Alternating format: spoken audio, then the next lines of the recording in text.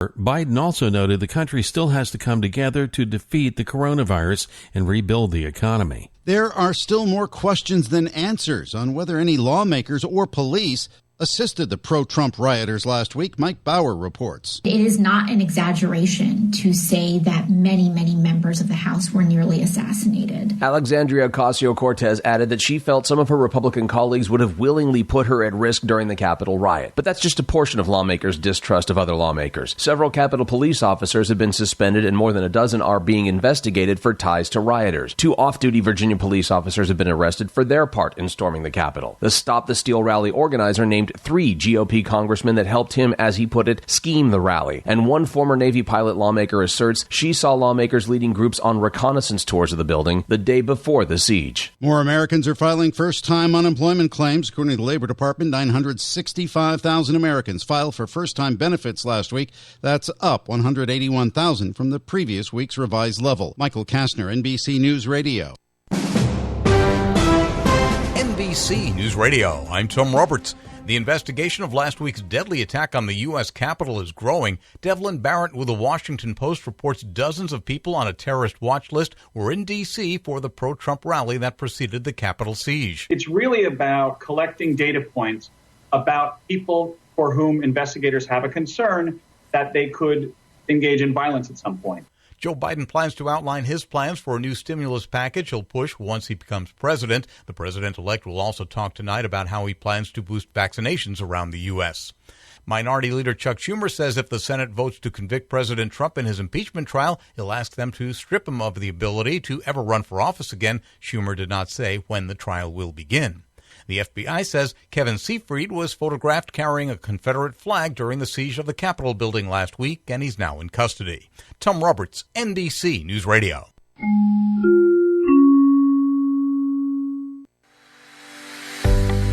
Are you ready for a new experience? To see life from another point of view?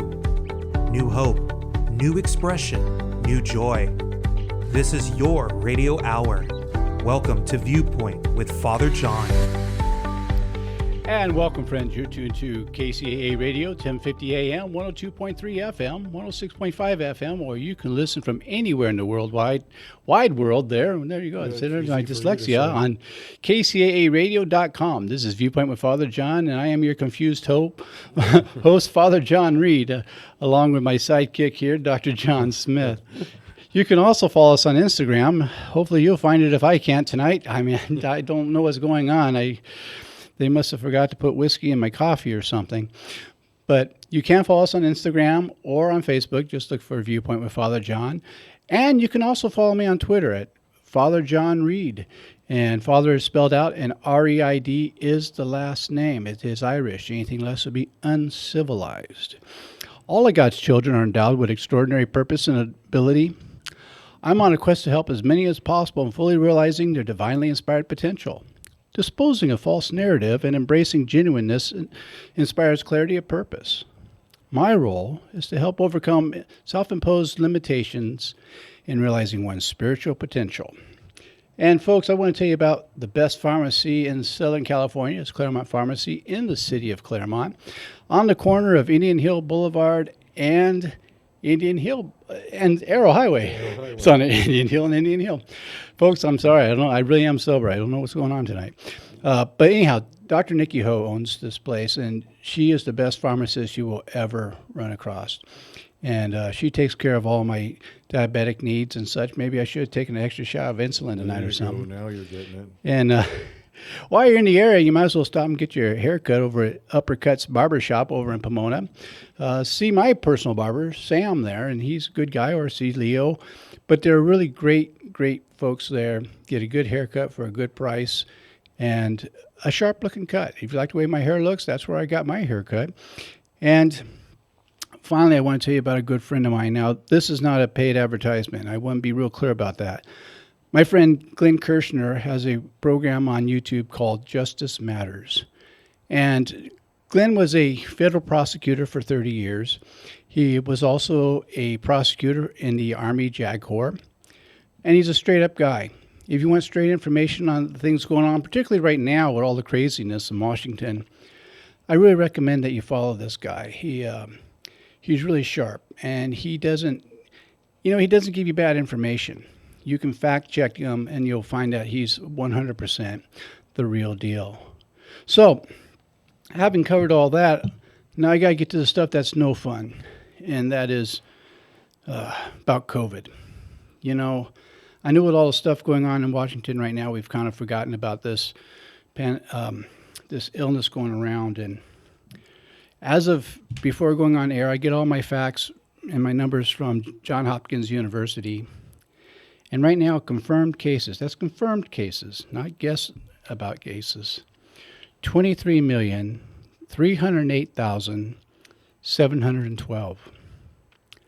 I don't know about you, but that takes my breath away. That's a lot of fellow Americans. That's just in America. That's not around the world. That's just in America. And our confirmed deaths. Now, let me digress for a second. When I talk about the death count, I know that some news organization put out some bad information saying that people get paid more for putting COVID on the death certificate. It doesn't work that way. You're not paid by the diagnosis. And so if it says COVID on the death certificate, that person died of COVID. It's not a game.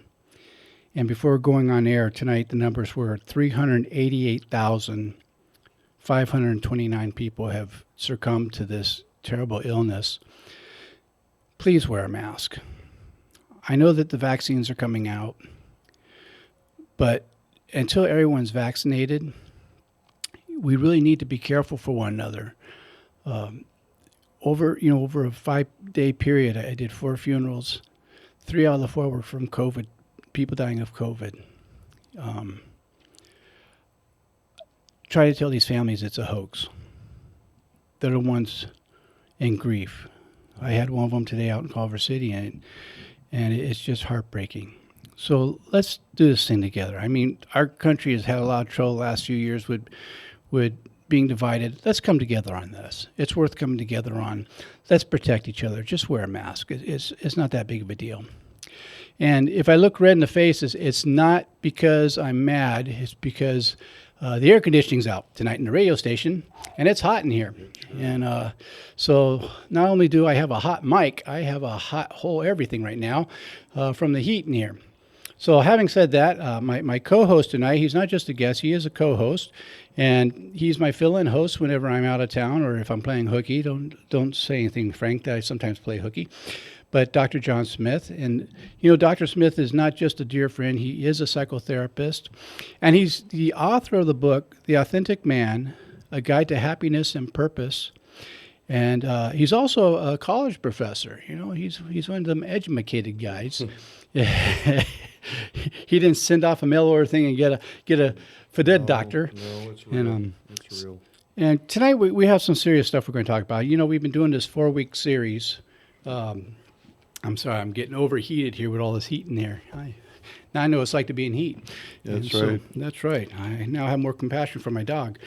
But anyhow, a lot of what's going on right now is the suicide rate's up, alcoholism rate's up, but there's a big difference between situational drinking and alcoholism. So we're going to cover some of this tonight. And I couldn't think of anyone better to help with this than Dr. John Smith because he is an expert in these areas. And he even teaches about this stuff at a university, at a college. And I appreciate that. So, thanks, Frank. Frank brought in a fan. I finally have the a only fan. Your only fan is right there. You heard it here first, folks. So, Dr. Smith, let's talk a little bit about this. Let's tear this apart. Suicide is a very serious thing, and there's a lot of aspects about it, and there's also survivor guilt for family members when someone commits suicide. Why don't you talk a little bit about the syndrome? Well, all right, let's talk about it, and I think maybe I could be of the most value by explaining why people commit suicide or what that's about, and also dispel many of the myths about it, because I think that's what gets people either it keeps them from understanding what's happened, or it causes them more pain and sorrow because of some of the ideas and myths that support their pain. So, what is this all about? Well, all right. So, suicide is the person deciding that they no longer wish to live. Right. It's the act of taking one's own life, actively taking. So they do something to cause their own death. Correct. Right. And they do something, in the case of most suicides, they do something that is very lethal, that causes either an immediate death or one that is slow but still successful. Right. So, and then there are people who attempt suicide who have that same intention, or at least are thinking that it would be better if they weren't here anymore, alive anymore, and may or may not intentionally be wanting to die, but most of the time it's a way that most people think, well, it's a solution to get rid of my pain. Right, and I've heard it said, and we talked a little bit on the way out here, that there's some people who get the idea that they want to die but be able to wake up tomorrow. Right.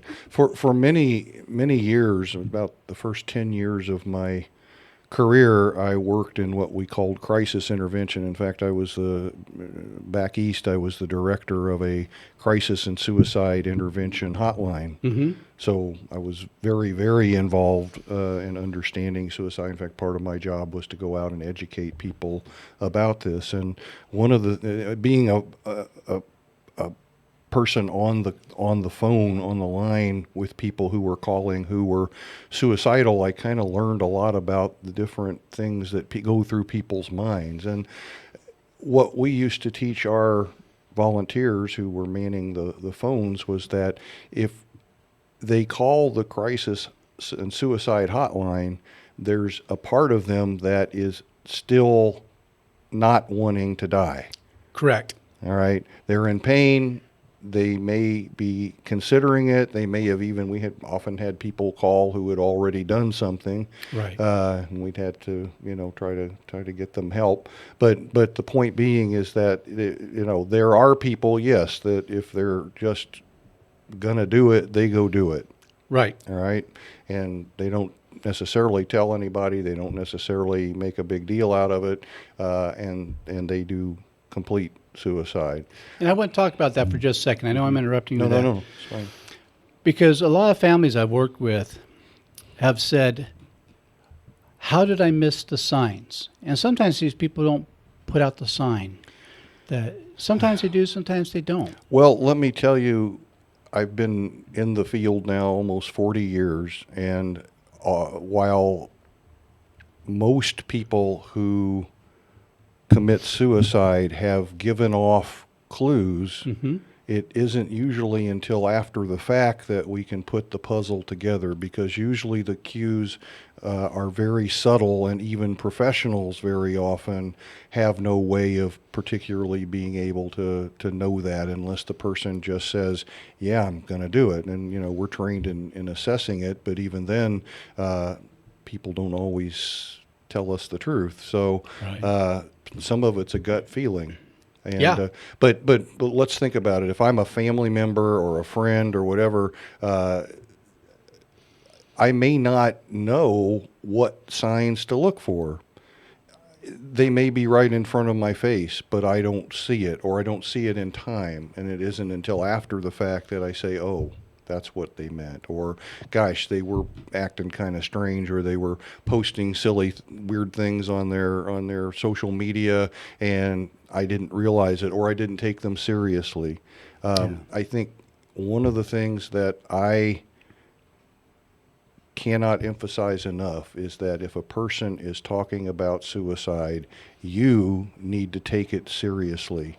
A lot of people will blow it off and say, oh, that's it's a cry for help. Well, yes, it is a cry for help. Or they're just trying to get attention, or they're not really serious. They're just, please, it's best to err on the side of caution and to take people seriously. That also tells them that, hey, you're not going to mess around. Right. And I've had people, and I also worked a hotline years ago for Family Service Agency. And one of the problems that I saw would happen was just what you mentioned. And I would tell people all the time, if they're talking about it, handle it while they're talking about it. Mm-hmm. Don't assume anything. And often just, the other myth is that if I ask them or I bring it up, if I bring up, are you thinking of suicide, or are you having thoughts of killing yourself, or something like that, that somehow I'm going to plant that thought in their mind, and if they do it, then it's because I made them do it. Right. Let me tell you, that's about completely opposite of what's actually true. We've studied it for many, many years, and what we know is that by allowing a person to talk about it, by bringing it up, that quite often that's a sign of it gives them the permission to go ahead and talk about it. Yeah, and it also says that somebody cares, that they're noticing. And so it's better to talk about something than to sweep it under the rug. And yes. So I'm glad you brought that part up. Now, I've also heard that sometimes people commit suicide without meaning to.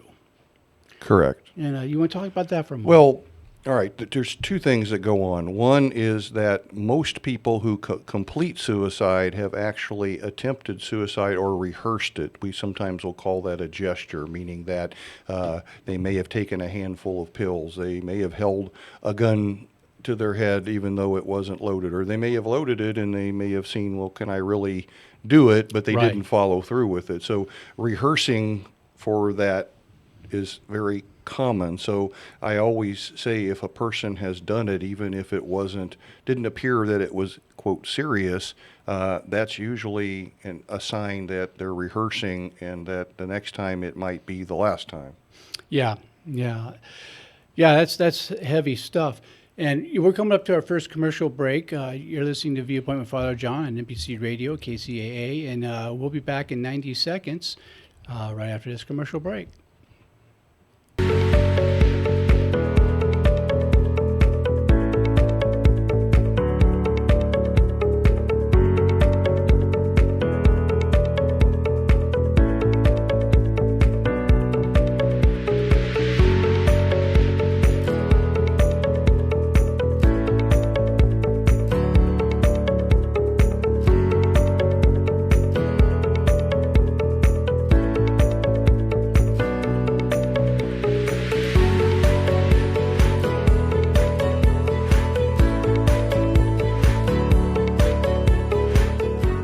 The loss of a loved one is one of the most challenging experiences in a person's life. It's hard to know where to turn to make your loved one's final arrangements. Jesse Ruiz at Personal Funeral Planning in Ontario will treat you and your loved one with the respect you deserve. Jesse served in the Marine Corps in Desert Storm and understands what it takes to provide loyal, personalized, and empathetic service to those who need it most. The families of Michael Jackson, Brittany Murphy, Ed McMahon, and many others have trusted Jesse to provide them with the highest level of service and support. To work with Jesse, call 909-762-4027, 909-762-4027, or visit their website, www.4pfp.org. www.4pfp as in personal funeral planning.org. Jesse Ruiz and Personal Funeral Planning, veteran-owned and operated, helping you plan a personal, lasting tribute for your loved one. www.4pfp.org. You're listening to KCAA Loma Linda and 106.5 FM, K293CF Moreno Valley. It's time to make the Tri-City Center in Redlands a regular part of your weekly shopping experience. Tri-City is home to a wide assortment of quality businesses, including the all-new Ocean Aquatics. Check out their variety of exotic tropical fish, along with fish food, accessories, and tanks of all shapes and sizes. The Tri-City Center is located just off of Alabama and the Tennessee exits in Redlands. Visit the Tri-City Center today and find out why it's called the Mall with a Heart.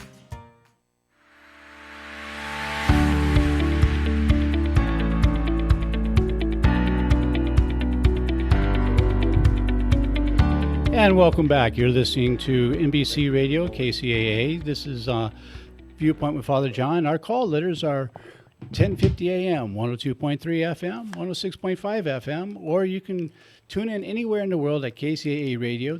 And again, I'm here with Dr. John Smith, and I'm sorry we were on a little bit of a phone call there. Someone had a technical question for us, and I'm glad that they called and asked, and hope you don't mind I punted that to you. No, that's fine, and I think we'll maybe touch on that. They had a question that I think maybe we can touch on a little bit toward the later part in the show. Yeah, and I'm glad they called as well.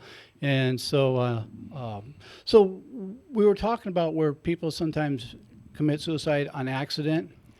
What about alcohol-induced suicide? Well, there's a strong correlation between alcohol and suicide. Yes. Right? Most, I'd say a high percentage. I'm the number that's in my head is like about 70%. So hopefully I'm not telling an exaggerated story there, but a very high percentage, maybe up to 70% of people who have committed suicide are found to have alcohol in their system. Not that they are alcohol use disorder, not that what we would call an alcoholic, someone who's a problem has a problem alcohol use, although they're included in that in that population. But alcohol is what we call a disinhibitor. Right. All right. And so when one drinks alcohol, it impairs their judgment and it lowers their impulse threshold, so they're more prone to act. It also causes the emotional filter to be impaired, and so a person's reactions and emotions often they feel them much stronger. So it just sort of goes hand in hand. Or, you hear alcohol referred to sometimes as a shot of courage. Right. I was just thinking about when I was in college, I had people say that they drank so they could do things they couldn't do when they were sober. Yeah. And many people who have alcohol use disorders are self-medicating with alcohol because it helps to calm them down. It helps to decrease their anxiety. And for some people, they drink, even though it's a depressant, it actually helps at least for a while, but it actually ironically makes them more depressed. And there's a strong correlation also between depression and suicide. Not all depressed people are suicidal, but almost everyone who commits suicide is depressed. Exactly. And I want to digress just a little bit. A lot of people don't know that ethyl alcohol is liquefied ether, basically is what it is.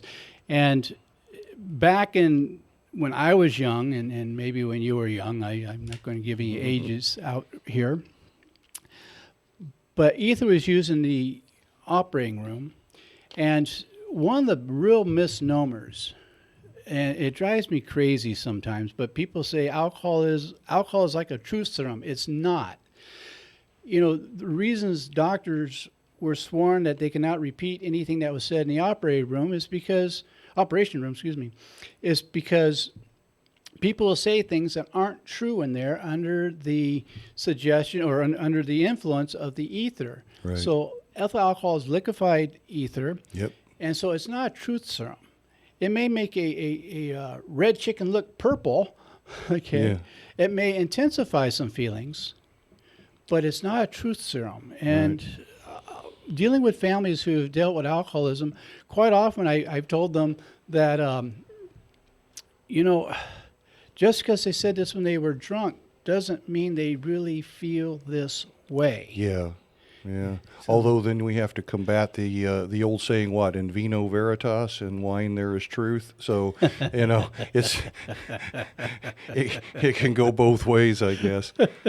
But I think, the whole point is that relating it to just what's going on in with COVID and in the world, we're more and more isolated. So there's an increase in the level of depression. There's an increase in substance use. Yes. And those two things together, plus isolation, lead to a higher rate of suicide and just death through sometimes accidental means. But Right. I think we're just starting to see it, and it's usually the collection of data is often lagging behind what's actually happening. Yes. But anecdotally, I know that it's happening because I work in the field and I see an increase in these kinds of things happening, and so I know we're just on the verge of seeing an outbreak, if you will, of depression, suicide, substance use disorders. All of that is just really just starting to come to a head. And I know we're hitting a lot of areas tonight, folks, but they do correlate. They do come together. And Dr. Smith and I were talking on the way out that one of the things I wanted to make sure that we cover is that there's a difference between situational drinking, heavy drinking, and alcoholism. Those are three different things, and now they can mirror each other. Mm-hmm. But alcoholism is a medical condition, and we can diagnose it. I can give, from my background studying it, I can give certain things. I can show you at an autopsy by examining the brain. I can usually diagnose there for that. But sometimes people are drinking heavy because stuff is going on in their life, and they're not alcoholic. Right. Or sometimes they could be alcoholic but be periodic. Right. And so I want to be real careful that we're not diagnosing people over the radio here. You'll have to figure out where you are. But the scientific stuff is showing that the drinking is up more, particularly among women right now.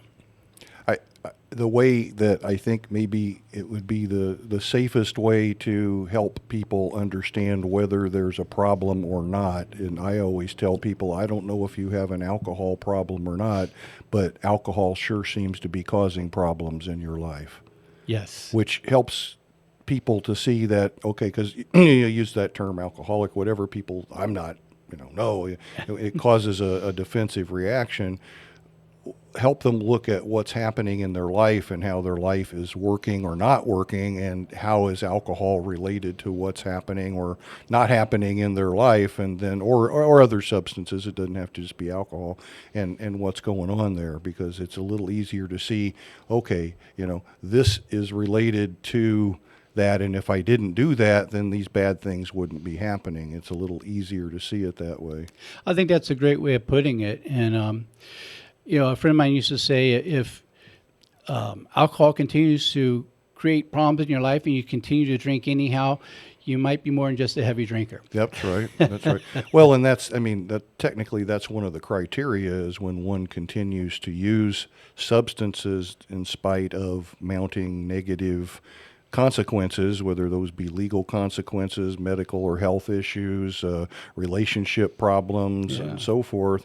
That's really the sign when you go, okay, now there's a problem. Yes, exactly. And now I was listening to NPR. I'm a big fan of NPR. Really good, credible reporting there. And they were talking this morning, and I mentioned this to you on the way out, and I want to give credit for that, so that I'm not stealing stories from them. But they talked about something that really caught my attention as I was listening on my way out to Culver City today, and that was that they have found that with women right now, the drinking has increased, and they did a survey, and a lot of women have been calling in talking about where they started noticing, because they're really multitasking, doing much more than they had before. Now they're working, they're teaching, they're doing all these things, and I'm not being sexist here, I'm just saying how it was presented. And there's a lot of stuff on social media that talks about, it's wine o'clock, it's mama's juice. Mm-hmm. And a lot of the women who were talking this morning were talking about that they had noticed, to take the edge off, they noticed that their drinking had increased. Yeah. From where they might have had 1 or 2 glasses of wine a week, to some found they were polishing off a whole bottle by themselves. Right. And so I guess January was supposed to be sober January, that they were taking, a dry January. A bunch of people took a pledge for that. And I just heard about that this morning. Yeah, so, I didn't hear about so that. I'm too late. And so I'll jump on next year. Anyhow, but the point being that they're noticing that with all the pressure that they're feeling and the depression, Yep. that they're looking for any type of relief valve. Right. And of course, substances, alcohol in particular, which is a legal substance if you're old enough to drink it, is a great way to get relief. That's what it's supposed to do. That's what it's designed for. Relax, relief. And too much of a good thing, though, over time can, I like to say too that it's a solution that becomes a problem. Right. For some, and not for all. I mean, I'm not saying, and you're not saying that everybody who drinks alcohol or even drinks alcohol regularly is an alcoholic or substance use disorder. It's really that and what happens as a result of doing it that over time that is sort of an indicator. Bringing that back in a little bit on how that and substance use and depression and coping and all of that, I wanted to make sure that, because I'm sure there are people that are going, well, how would I know if somebody is thinking about suicide? How would I spot it? And I would say, well, again, it's difficult unless someone is obviously talking about it. But so if somebody is talking about it or alluding to it, or if they're saying things very subtly like, well, things will be better when I'm not here anymore, or you'll be better off without me. Or if they're doing things like getting their affairs in order, or they're giving away prized possessions and things like that, or they're talking about death a lot, or they're kind of morbid and thinking about it, posting it on social media and stuff, we want to take that extremely seriously. And all that you as a friend or family member have to do is to go to them and say, I'm really concerned about you. You've seemed like you've not been yourself lately. You've been depressed. I know sometimes when people are depressed, they think of suicide. Are you thinking of suicide? And if the answer is yes, then of course it would be helpful, to get them to a professional, a mental health professional, or to, if it's imminent, then get them to an emergency room. And, if something's really imminent, it's okay to call the police, but, you don't have to do that, except in very extreme situations. But there is help available. The sooner they get help, the sooner they can get treatment. And usually the impulse to commit suicide is a temporary thing. It's not something that lasts for a long time. So if you can intervene with that, it helps a lot. Well, exactly. And I agree with everything you just said there. And particularly with social media, pay attention to the things that are being said there. Social media could be a double-edged sword. And one thing that we've seen the last few years, which is now in some states an actual crime, is bullying people. And so, Yeah. Well, heck, we see it. We see it in our. People. I mean, not to get political. We see it on television and with our politicians. And so it's not just teenagers and youngsters bullying each other. It's adults and professionals, and I've seen it so many times, even on professional websites, professional discussion groups. People are acting like 8-year-olds on the schoolyard grounds. Exactly. And I just want to take just a moment here to, if you are feeling suicidal, I want to give you a 1-800 number that you can write down. I'll say it a couple times so you have time to write it down. It's 1-800. So it is it's toll free. It won't cost you anything. 1-800-273-8255. Again, that's 1-800-273-8255. And that's a national helpline for suicide prevention. Mm-hmm. And if you are thinking about this, and thanks, Frank just put it up on the screen for those on YouTube, please don't be afraid to ask for help. You're not stupid for having these feelings. They're feelings. We all have feelings. We want to help. Yeah. And you're not crazy either. I mean, right. I'll admit, there have been times when I've been really down where the thought crossed my mind. Yeah. Having the thought is one part of it. Thinking and planning how you would do it takes it to a new level. So now you're creating what we call a plan. Right. And then having or collecting or purchasing whatever the means or method is, whether it's, say, going out and purchasing a firearm or stockpiling medications or things like that would be even more serious. So as it sort of goes up in severity or up the level there, that kind of depends on what kind of action or help might be needed. But I think it's important to understand that the first step is just talking about it. And sometimes people think, well, what will people think of me if I ask for help? Well, I'll tell you what I think of you. I think you have courage, and I think you're worth helping. And let me pose it another way. What will people think when you're not at the table anymore and they're crippled with grief because they miss you? The world's not better off because you're not here.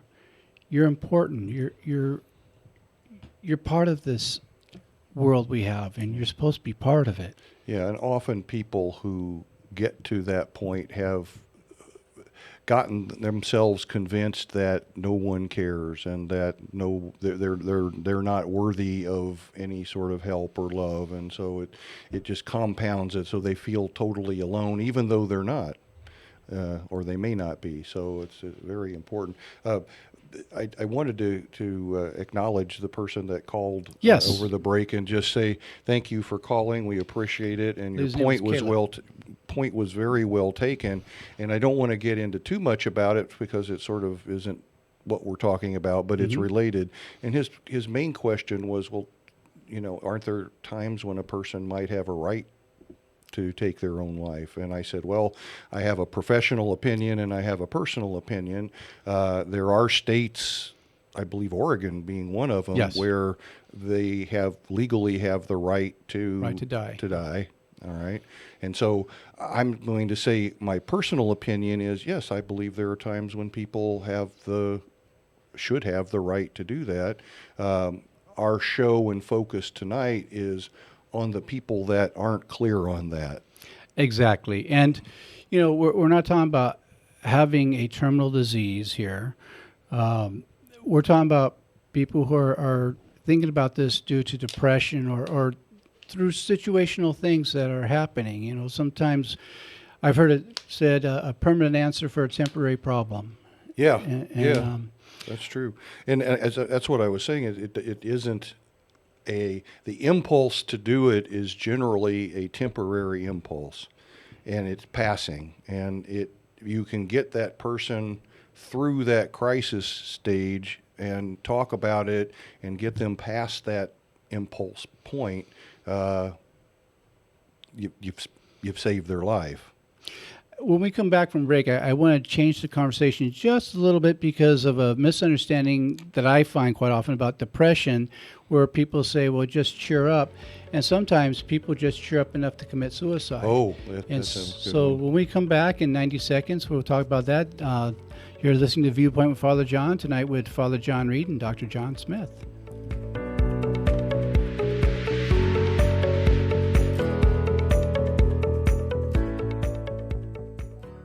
The loss of a loved one is one of the most challenging experiences in a person's life. It's hard to know where to turn to make your loved one's final arrangements. Jesse Ruiz at Personal Funeral Planning in Ontario will treat you and your loved one with the respect you deserve.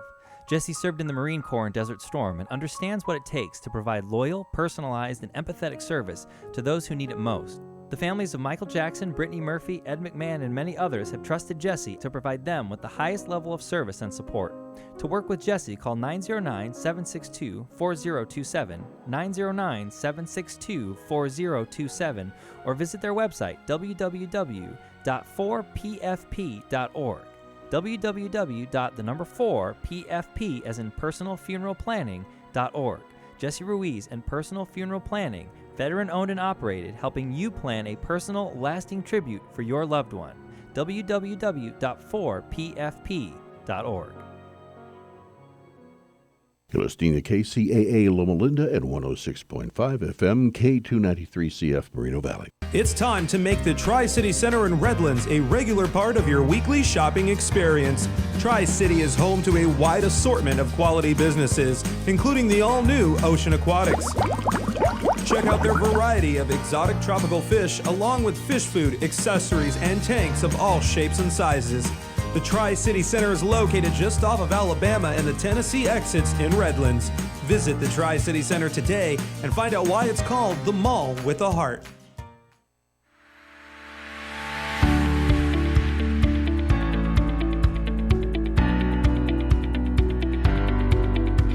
And welcome back. You're tuned to NBC Radio, KCAA, 1050 AM, 102.3 FM, 106.5 FM, or you can listen from anywhere in the world at kcaaradio.com. This is Viewpoint with Father John, with Father John Reed and Dr. John Smith.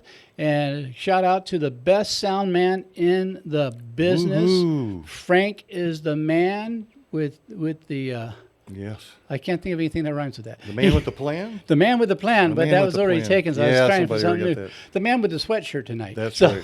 In a room that's like about 300 degrees. So. And I never realized he had such a nice smile. He does. And so he's always a bright, happy guy. So I'm going to say something that's going to really embarrass him, but you know what? The truth is truth, and I'm known to speak the truth. You will be hard pressed to find a more quality individual, nicer man than Frank. Yep. I don't think he has a mean bone in his body, and I'll tell you what, I often refer to him as my son, and I mean that. You know, I love him like family, and so, Frank, thank you for everything you do for the show. You're a good guy. Yay. And as mentioned before, when we went to commercial break, Dr. Smith and I would like to talk a little bit about some myths of depression. You know, I had mentioned before we went to break that I've heard people say, well, just cheer up. And people aren't depressed because they want to be depressed. And there's a difference between being sad and being depressed. They're two different things. And some people are depressed enough that if they cheer up just enough to commit suicide. And that can be just as dangerous. Right. Well, that's it's kind of an ironic situation. And one of the things to watch for in someone, if they have, is a sudden change from, especially a sudden change from having been down and depressed, which, you know, looks like somebody kind of moping around, low energy, maybe not even bathing or showering, maybe not getting out of bed, just kind of having a real down attitude. And all of a sudden one day they're dressed up, they're happy, they're cheerful. And that what caused that? Well, that is often a sign that, well, okay, I just have figured out a solution to my problem, and the solution is to kill myself. So now I'm happy, I feel relieved, I know what I'm going to do. Yeah. And unfortunately, that is a very real thing. It doesn't mean that with everybody, of course, but if you see a sudden change from down to up, and it could be also a sudden change from up to down. Right. But the other one, the first one makes me more concerned sometimes than from somebody who's up who goes down, because that's just kind of natural. Yes. But a sudden down to all of a sudden up, really up, that's often concerning. And it's just another thing that if you see it, it's subtle. And yeah, they looked at, they've made a decision about something. Yes. Yes. And, you know, I've had friends who have committed suicide, people I love very much. Right. And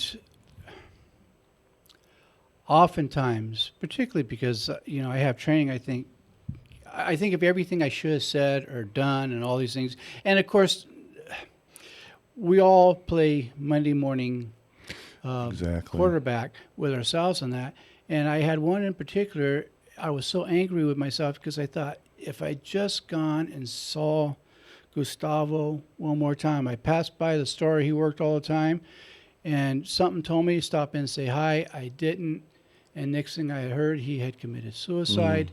And I bawled for 3 days straight, and I went through being angry with him. Why didn't he call? To being Right. angry with me. That why didn't I stop in? And folks, these are common feelings. Feelings are not facts; they're feelings, and some of that we sometimes have survivor's guilt, which leads Yes. to our own depression, which is beyond just regular sadness, but is a morose overtake of these emotions. Yeah, and suicide guilt, or not suicide guilt, but survivor's guilt is basically thinking I could have, should have, didn't, would have, but it's going back and replaying the game and adding different variables. If only I did, or if only I didn't do something, things wouldn't have happened the way they did. And that's where you can never go back and change what's happened. Right. But it's important to understand that those feelings are very common. There is a support group out there called Survivors of Suicide, which Yes. I highly recommend if you are someone who's lost a family member or a close friend to suicide. It is an excellent support group. They provide very good support and help for people to go through the grieving process. They spend a lot of time talking about the survivor's guilt, so I highly recommend that. And there's another group called Compassionate Friends as well that does yes, that. yes. And I do know that there's a group in Chino, California, Chino Hills area, that meets, I believe, weekly. Okay. So, Right. And of course, if it's significant enough, seeking some professional counseling and some help is not always a bad idea either, since that's what Father John and I both spend a lot of our time doing. So we certainly would welcome your people coming in that are feeling that way, because we know we can help them. So. well, absolutely. And, it's not the crazy people who go out seeking help. People who are genuinely insane usually don't know they're insane. It's only people who are sane who ever question their sanity. That's true. And I want to be clear about that. So, and it has nothing to do with intelligence.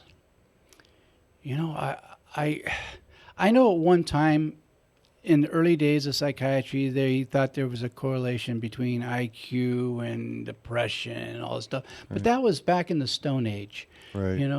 Today we know that there's no correlation between intelligence and chemical imbalance. Right. And I sometimes say, ironically, that experiencing depression and anxiety, it's sort of like the new common cold of emotional problems. Right. And so we all have it. And I think it's over. People, there's clinical depression, and then there's everyday blues and ups and downs. And That's my point. but we tend to use the term, "Oh man, I'm really depressed today." Right. And that doesn't mean, so you were saying I'm feeling really down or whatever, that's fine, but just understand that there are people who have a level of depression, we call it clinical depression, that requires treatment. Sometimes it requires medication. It's often a biologically based disorder for some people, and other times I call it a disorder of thinking. I think about my thinking, and then I overthink, and I keep thinking about my thinking, and then depression is often a process of thinking. It's the mind trying to look backwards usually and solve a problem there's no solution to because it's already happened. Right. And I want to be real clear about something that some people don't know, and that's okay, but I want to clarify this. You cannot get high on an antidepressant. No. It's the wrong receptors, okay? And I've seen religious people say you just have to have more faith. If you have more faith, you don't need that medication. And if someone is telling you that, get away from them. Get away from them. They're dangerous. They don't know what they're talking about, and it's malpractice. A antidepressant is prescribed by a licensed physician, preferably a psychiatrist, but by a licensed physician. And if someone's telling you that you have to have more faith, it's a lie. Ask to see their medical degree. If they don't have one, then they have no business telling you what you should or should not take. And, antidepressants don't automatically make you feel better either. Correct. It takes time. It's not either or, it's and, that you should have both the medication and talk therapy. Yep. And so they work hand in hand. Right. That's the standard of care, and that's not that everybody needs medication, and right. Not everybody gets talk therapy, but when you put them together, for the folks we're talking about who have the more serious types of clinical depression, the standard of care is to do both, and so one doesn't take away the pain any more than the other does. So. Right. And either way, we have to process what's going on. There has to be a process going on. And if you hear a little anger in my voice, there is some. I will cop to that, because a lot of people have been harmed by people in my vocation. Clergy people have said, you just got to get closer to Jesus. Well, you know what?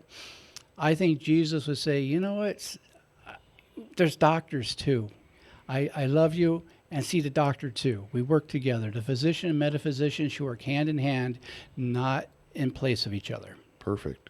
So perfect, because healing comes in many forms. Amen. You get the big amen on that one. Thank you.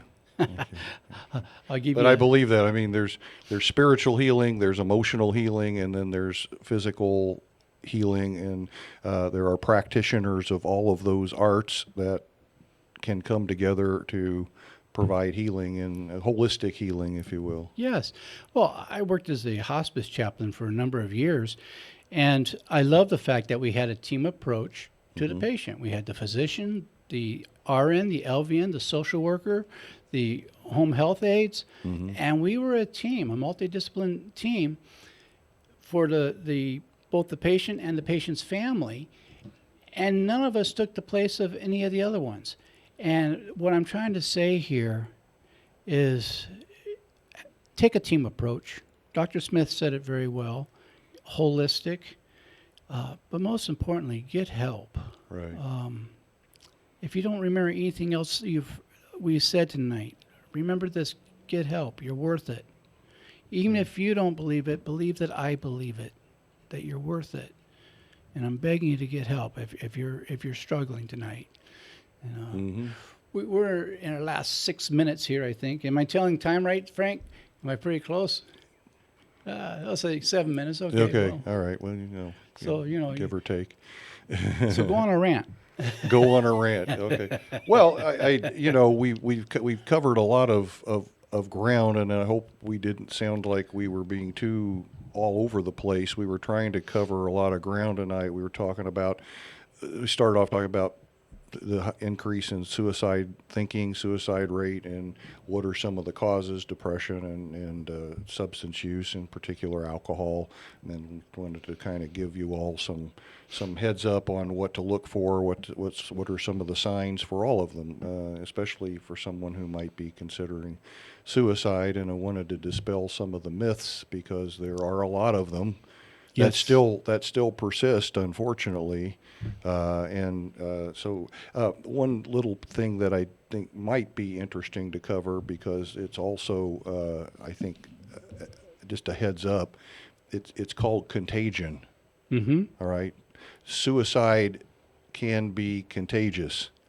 Yes, and it's not uncommon. For example, say when a teenager takes their life and commit suicide, to all of a sudden start seeing clusters of other teenagers commit suicide, especially in those that were affected by this person's death. So if you or anyone that you know has recently experienced a death by suicide, or if your child in particular has experienced another child, another student, whatever, who's committed suicide, be on the alert. Don't, even though they won't want to talk about it, please don't be hesitant to talk about it, and let them know it's okay to talk about it, and make sure that you keep an eye on them, because it's often, again, something that they might have thought about or be thinking about, and you don't know because they're not willing to tell you, and then all of a sudden. But if it's something that's occurred to them or around them, then that's the time to really focus in and be cautious, because we tend to see what we call clusters of similar events that can occur over the time following a death, in particular a suicide. Some school districts are starting to do some proactive stuff, bringing some counselors in. That's a good start. I think it's ceremony is very important. When someone has gone out this way, that maybe do a little, I don't mean to use the word little, but come together as a group, honor the person's life, talk about how their death has affected you. Right. And give some tribute, but also to make sure there's information on how to get help, and that it's not uncommon for what you just mentioned, the contagion of it, because knowledge is power. Right. It won't fix everything, but it is power, and it puts us in a better position to help. Right. So, yeah, I agree Could we put that number up one more time for the suicide prevention hotline, just so, and we'll repeat it to you here when we And get while it back Frank's up. putting that up, it's there it is. 1-800-273-8255. It's also, you can also, if you're not dyslexic like I am, it's 1-800-273-TALK. I'm dyslexic. I really am. Who knows who I'll dial on accident. Right. My luck, I get a pizza. That's right. Well, yeah. So that just to repeat that number, if you see it on the YouTube, or you can write it down, and I hope that you'll never need it. Yeah. But it's important to know it, just like it's important to know 911 or any other number, and we may never need it, and that's great if you don't. But if you did need it, or you knew someone who did, then having it ready and handy would be a good thing. Yeah, I was just going to say, it's okay to give the number to somebody that you're worried about, and it's okay to say, I'm not sure how to help you, but I want to try to put you in touch with somebody who I think might be able to. Right, exactly. You're not expected to have all the answers. And sometimes people don't want to talk about it because they're afraid they're going to have to come up with an answer they don't have. Right. And so please know you don't have to have all the answers. It's okay just to have a phone number to give. Right. Right. And that's a start, And often that's all that is needed. It's just somebody to listen, somebody to talk to. And just understand that most people, when they're in this state, they tend to isolate and pull back. Mm-hmm. And so sometimes it may feel hard, you may get rejected, but reach out to those people, because the longer they isolate, the more likely they are to get depressed, to abuse substances, and possibly commit suicide. So be persistent with those people in particular, and they're not always the funnest people to be around, or they're not always going to be receptive to your outreach, but at least continue. Yes. Well, we're coming to our final few seconds here, and I appreciate anyone who listens to this show, and I know this is a heavy night tonight, but it's something that needed to be talked about. Next week, Dr. Smith will be back with me we'll be bringing this 4-week series to a close. But know this. I bring him on the show because he's one of the smartest guys I know. And I trust him. And I know you can trust him as well. And I just want to say, if no one told you this week that they love you, let me be the first. And I thank you for trusting us to come into your home this evening on KCAA Radio. We'll be back next week on Viewpoint with Father John.